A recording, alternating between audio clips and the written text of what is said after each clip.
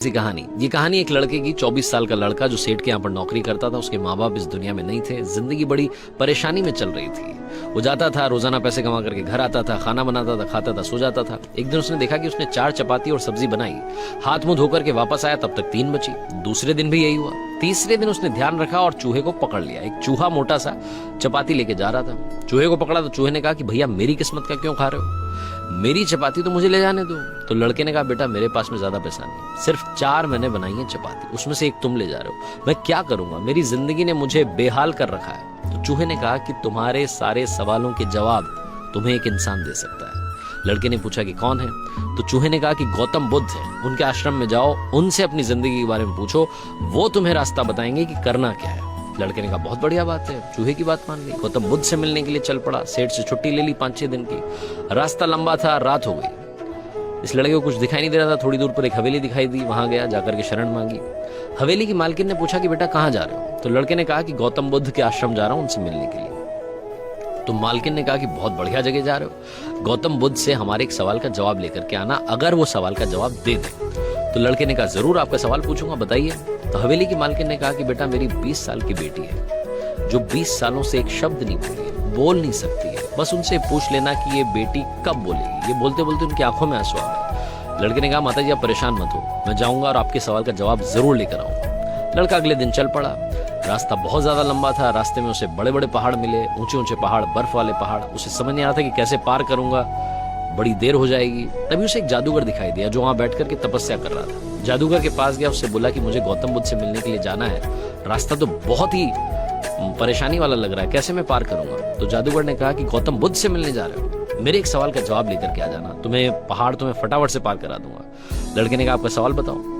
तो जादूगर ने कहा कि 1000 सालों से यहाँ पर इसी पहाड़ पर तपस्या कर रहा हूँ स्वर्ग जाने के लिए, मुझे समझ नहीं आ रहा कि स्वर्ग कब जाऊंगा। तो लड़के ने कहा ठीक है आपके सवाल का जवाब लेकर के आते हैं। जादूगर ने छड़ी घुमाई, लड़के को पहाड़ पार करा दिया। मैदानी इलाका आ गया, वहां पर एक बड़ी सी नदी थी। लड़के के सामने फिर से समस्या थी कि अब ये नदी कैसे पार करें। तभी उसे वहां पर एक बड़ा सा कछुआ दिखाई दिया। कछुए से मदद मांगी कि आपकी पीठ पर बैठा करके मुझे नदी पार करा दीजिए। कछुए ने कहा ठीक है। जब नदी पार कर रहे थे तो कछुए ने पूछा कि कहाँ जा रहे हो। तो लड़के ने कहा गौतम बुद्ध से मिलने जा रहा हूँ। कछुए ने कहा वाह यार बड़ी अच्छी जगह जा रहे हो, एक काम करना मेरे सवाल का जवाब ले आना। तो लड़के ने कहा कि आपका भी सवाल बताइए। कछुए ने अपना सवाल बताया कि मैं बड़े टाइम से 500 सालों से इसी नदी में हूँ और ड्रैगन बनने की कोशिश कर रहा हूँ, ड्रैगन कब बनूंगा ये बस पूछ करके आ जाना। लड़के ने कहा ठीक है। लड़का पहुंचा आश्रम में, गौतम बुद्ध के पास। प्रवचन चल रहा था, प्रवचन खत्म हुआ। गौतम बुद्ध ने कहा कि हर कोई मुझसे सवाल पूछ सकता है, लेकिन सिर्फ 3 सवालों के जवाब दिए जाएंगे। अब लड़के के सामने समस्या थी कि किसके सवाल को ड्रॉप करें, किसका सवाल छोड़ें और किसका पूछें। लड़के ने सोचना शुरू किया। सबसे पहले हवेली की मालकिन नजर में आई, ध्यान में आई। तो उसे लगा कि वो तो अपनी बेटी का इलाज कराना चाह रही है, उनकी बेटी बोल नहीं रही है, उनकी आंखों में आंसू थे, उनका सवाल पूछना जरूरी है।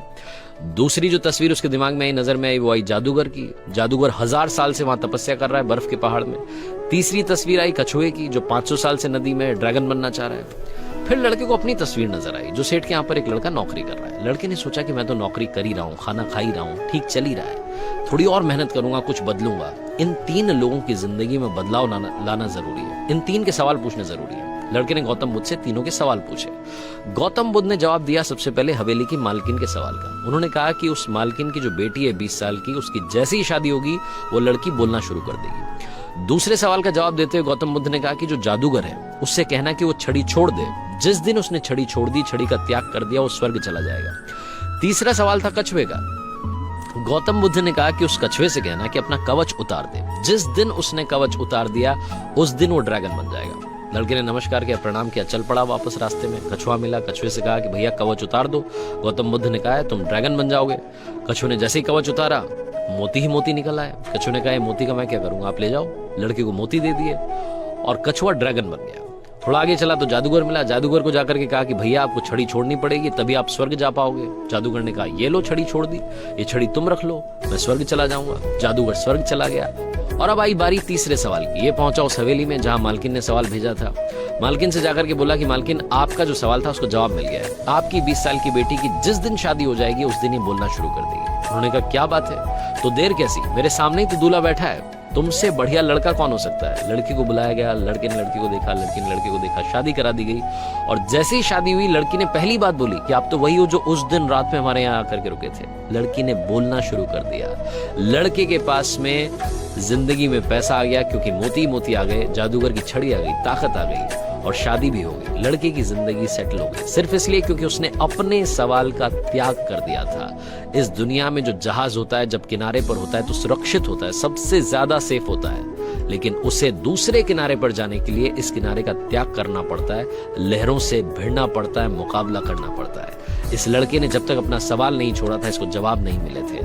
ये छोटी सी कहानी लाइफ में बहुत बड़ी बात सिखाती है। अगर आप कुछ कमाल करना चाहते हैं तो त्याग कीजिए उन बुरी आदतों का, आलस्य का। सुबह जल्दी उठना शुरू कीजिए, अपनी लाइफ में जो बैड हैबिट्स हैं उन्हें हटाइए, तभी जाकर के आप कमाल